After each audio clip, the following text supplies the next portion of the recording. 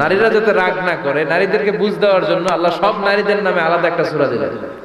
সূরার নাম, তার মানে আল্লাহ নারীকে খুশি রাখতে চায়, বিশ্বনবীও নারীদেরকে খুশি রাখতে চায়। আমার অনেকে বলে, হুজুর আপনি নারীদের পক্ষে কথা বলেন বেশি। আমি সবার পক্ষেই বলি, যার যেটা অধিকার তাকে সেটা দিতে হবে, ঠিক কিনা? নারীরা সম্মানিতা, তাদেরকে সম্মান দিতে হবে। বিশ্বনবী তাদেরকে সম্মান দিতেন।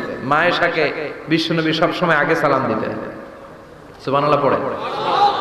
খাদিজা রাদিয়াল্লাহু তাআলা আনহাকে আল্লাহ তাআলা আরশের উপর থেকে সালাম পাঠিয়েছেন। এজন্য নারীদেরকে সালাম দিবেন বেশি বেশি। ঘরে সুখ শান্তি নাই, অনেকে বলে ঘরটা নাকি জাহান্নামের টুকরা, কারণ সালাম নাই। সালাম মানে শান্তি। সালাম মানে কি? সালাম মানে, চিল্লায় বলেন, জান্নাতীরা যখন জান্নাতে ঢুকবে, ফেরেশতারা জান্নাতীদেরকে কি বলবে? সালাম, শান্তি। Enter the paradise with peace and security. শান্তি এবং নিরাপত্তার সাথে জান্নাতে ঢুকে যান। এজন্য ঘরটারে শান্তিময় বানাতে চাইলে সালাম দিতে হবে। কি দিতে হবে? আজ থেকে স্ত্রীকে সালাম দিবেন তো ইনশাআল্লাহ পড়েন।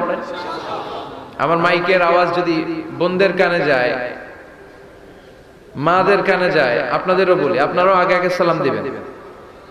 এই দৃশ্য বাচ্চারা দেখলে বাচ্চারাও সালাম শিখবে, ঠিক কিনা? মা খাদিজার ব্যাপারে আল্লাহ বলেছেন, জিব্রাইল তুমি যে খাদিজারে আমার পক্ষ থেকে সালাম দিয়ে দাও, আর খাদিজারে বলে দাও জান্নাতে খাদিজার জন্য এমন ঘর আমি প্রিপেয়ার করে রেখেছি যেই ঘরের ভিতরে কোনো নয়েজ নাই, কোনো আওয়াজ নাই, কোনো ডিস্টার্ব নাই, আছে শান্তি। সুবহানাল্লাহ।